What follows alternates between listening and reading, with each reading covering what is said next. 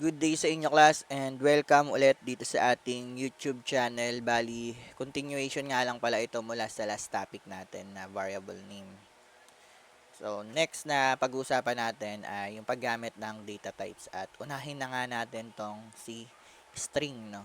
So, ang string class ay isang series ng character, no? Ano man ang nasa loob ng mga quotes ay itinuturing nating string sa Python at maaari tayong gumamit ng single or double quotation sa paligid ng mga string tulad ng example natin dito. So, gumamit tayo dito ng double quotation at single quotation. No? So, hindi naman siya mag-error. No?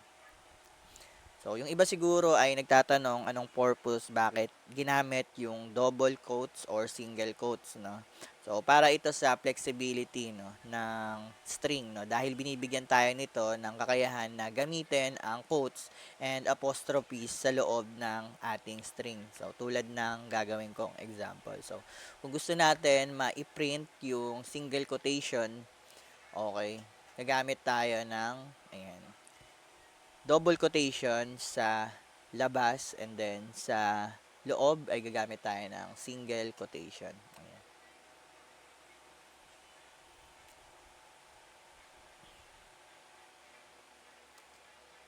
Ayan. Zoom out lang natin para makita. At okay. Then subukan natin siyang i-run. Ayan. Print pala muna tayo ng message, no. Then run natin. So kung mapapansin nyo, class, ayan, nakikita nyo yung single quotation na na-print siya, no. So para dito ayan, si double quotation or single quotation para maging flexible yung ating string, no? Okay, next, yung, ayan, vice versa lang kung gusto natin ma-print yung double quotation, ayan, single quotation naman yung nasa labas, then yung nasa loob yung, ayan, double quotation. So, I told my friend Python is my favorite language. Then, print function ulit. Tapos, yung kanyang variable name na message 2. Kung mapapansin nyo, yung double quotation ay na-print natin. No? So, okay. Last example, yung try natin i-print yung apostrophe.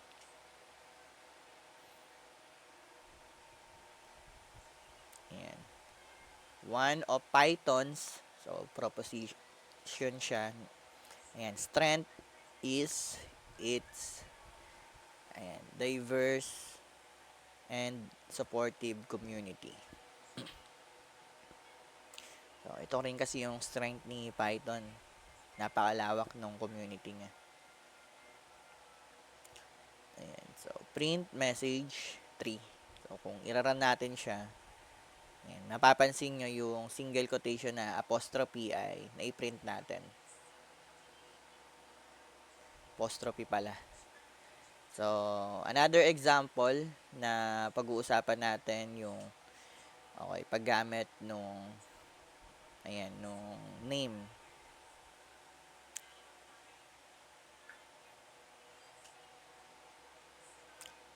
Ayan. Juan de la Cruz. So, okay. May mga iba't iba kasi tayong pwedeng gawin sa string tulad na lang ng ayan, title function. So, isa sa mga kakayahan ng title function ay ayan, para maging title case yung kanyang ayan, string. So, kung mapapansin nyo, yung J, D, tsaka C, ayan, lumaki siya, naging title case siya. So, kung gusto natin ng ayan, lower case, okay, tawagin lang natin yung lower function. Kung mapapansin nyo, lahat na siya ay maliliit. So, another example is yung paggamit ng ayan, uppercase. Ayan. So, itong mga function na to ay applicable lamang to dito sa string, no? Ayan. So, ang tawag pala natin dito sa name.title ay tinatawag natin yung methods kasi may tuldok. Ayan. Isa pang pwede nating magawa sa string yung paggamit ng ayan, f string, no? So, para makita nyo kung paano siya gamitin, ayan, mag-assign muna tayo ng first name and last name. Ayan, ang value ay De La Cruz. Tapos, okay, dito na natin i-apply si fstring. So, assign muna tayo ng full name para sa kanyang ayan, variable name. Tapos, ayan, dito natin gagamitin si fstring.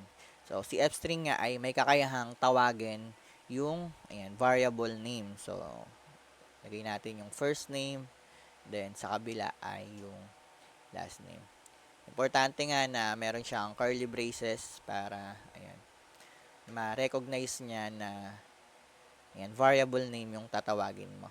So, try natin i-print yung full name. So, kung ipiprint natin siya, ayan, may kita nyo yung Juan de la Cruz na na-print naman natin. No?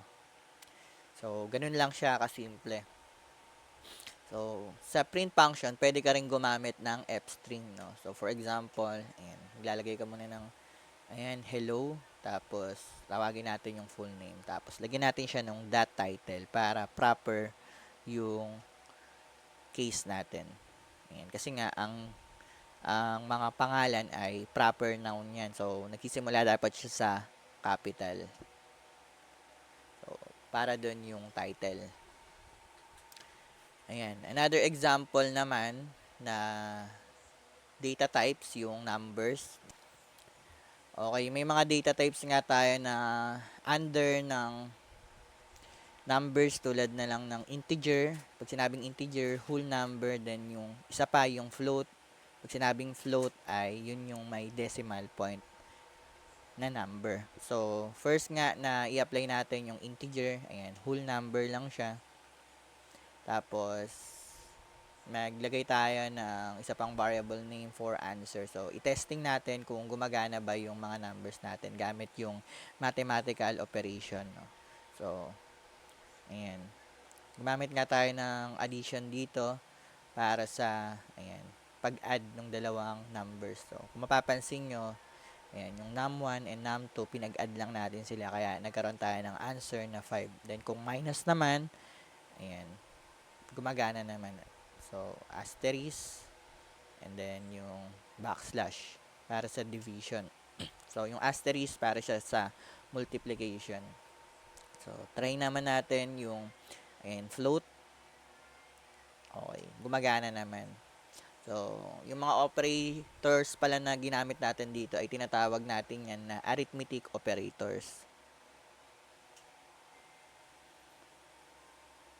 Okay, gumagana naman siya lahat. So, gumamit tayo ng float tsaka nung integer.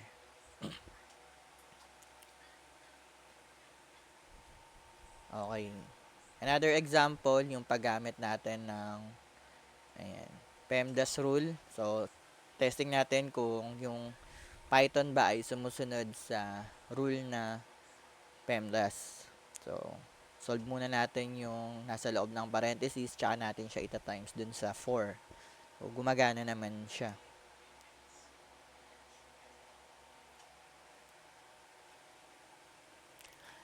Ayan. Another example nga, yung ayan, paggamit natin ng ayan, maraming digits, no? So, pwede tayong gumamit ng underscore, ayan, para maging organized yung ating number. Okay.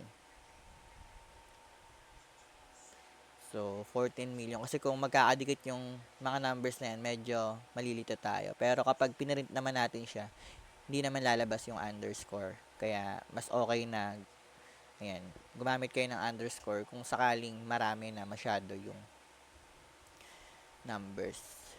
Another example, yung paggamit natin ng, ayan, multiple variables, no? Ayan. Then, print natin yung y. So, naka-chronological order nga lang siya, no? Bali, ayan, sunod-sunod din dapat yung value na i-assign mo. Ayan, ayan, hindi naman naapektuhan yung z. So, yung print lang yung iniba natin. Yung pwesto lang. Pero, all in all, ayan, parehas naman. So, thank you. Hanggang dito na lang.